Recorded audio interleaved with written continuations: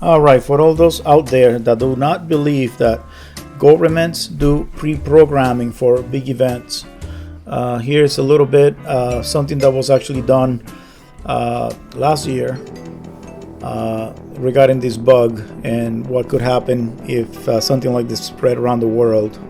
Just watch and enjoy. Thanks. It began in healthy-looking pigs, months, perhaps years ago. A new coronavirus spread silently within herds. Gradually, farmers started getting sick. Infected people got a respiratory illness with symptoms ranging from mild flu-like signs to severe pneumonia. The sickest required intensive care. Many died. Experts agree, unless it is quickly controlled, it could lead to a severe pandemic, an outbreak that circles the globe and affects people everywhere. The mission of the Pandemic Emergency Board is to provide recommendations to deal with the major global challenges arising in response to an unfolding pandemic.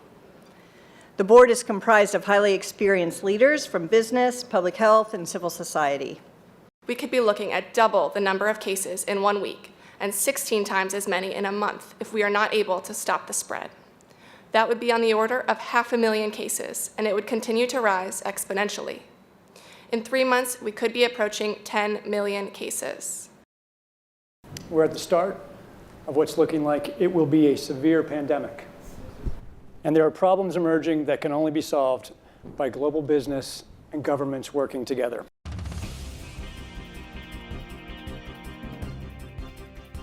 We have known about CAPS-like viruses in animals and people for decades, but have not been successful at developing a licensed vaccine.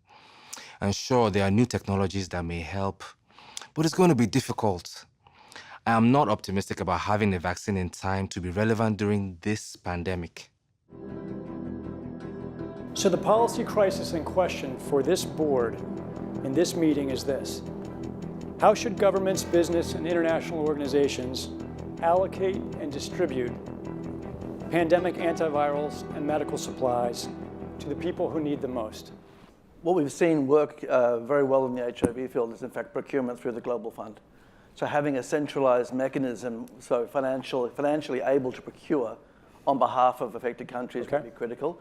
I think the second thing is it's going to be very important that for the business sector, for manufacturers of antivirals, that we have clarity around what the need is and where the need is and who are making the decisions. I think that given that the countries most affected are those that are low and middle income countries with unequal access to technology, to finances, the UN has a worldwide footprint, universally recognized, and universal membership.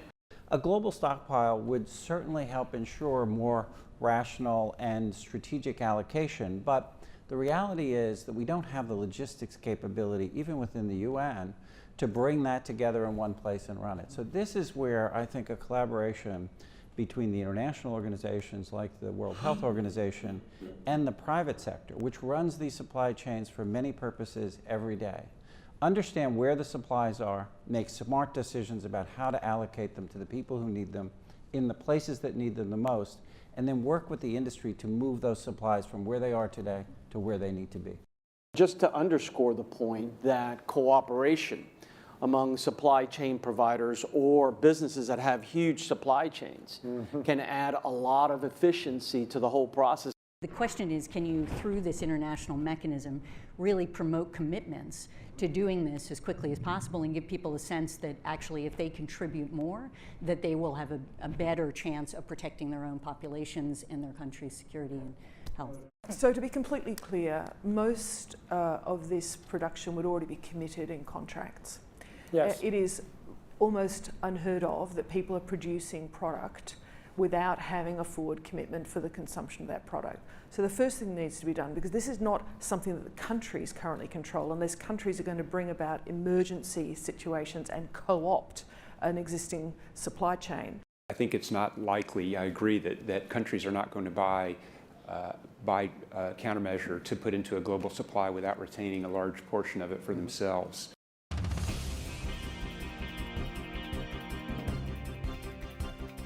public health agencies have issued travel advisories, while some countries have banned travel from the worst affected areas. As a result, the travel sector is taking a huge hit. Travel bookings are down 45%, and many flights have been canceled. A ripple effect is racing through the service sector. Governments that rely on travel and tourism as a large part of their economies are being hit particularly hard. How should national leaders, businesses, and international organizations balance the risk of worsening disease that would be caused by the continued movement of people around the world against the risks of profound economic consequence of travel and trade bans? If there's some sense that there's a UN institution that can do all of this, then I worry we're suffering from a delusional disorder on the power of the UN. It's really important to get those industries and their trade associations and an efficient leadership established, which is decentralized, but has a collective responsibility and accountability. And that needs to be supported by the public leadership. What is essential, what is non-essential travel, we have to clarify this. Otherwise, if we go down to 20% bookings over a long period, the company will run down. That's a fact. You know, there's a whole complex set of issues in a highly interdependent world on supply chains that are just in time. We need to think about how much flex there is in that just-in-time supply chain system and make sure it keeps running. I think it's going to take specificity, and it's going to take knowledge that only the private sector has. The UN can play an important coordinating facilitation role, but the companies know where those commodities are, where they move, how to move them, and that's where a type of public-private collaboration that we have not generally had in these crises needs to be put together pretty quickly. We are not out of money, yet. But the fact is we are trending in a dangerous direction, and something needs to change. So the policy question for this board now is, how should financial resources be prioritized?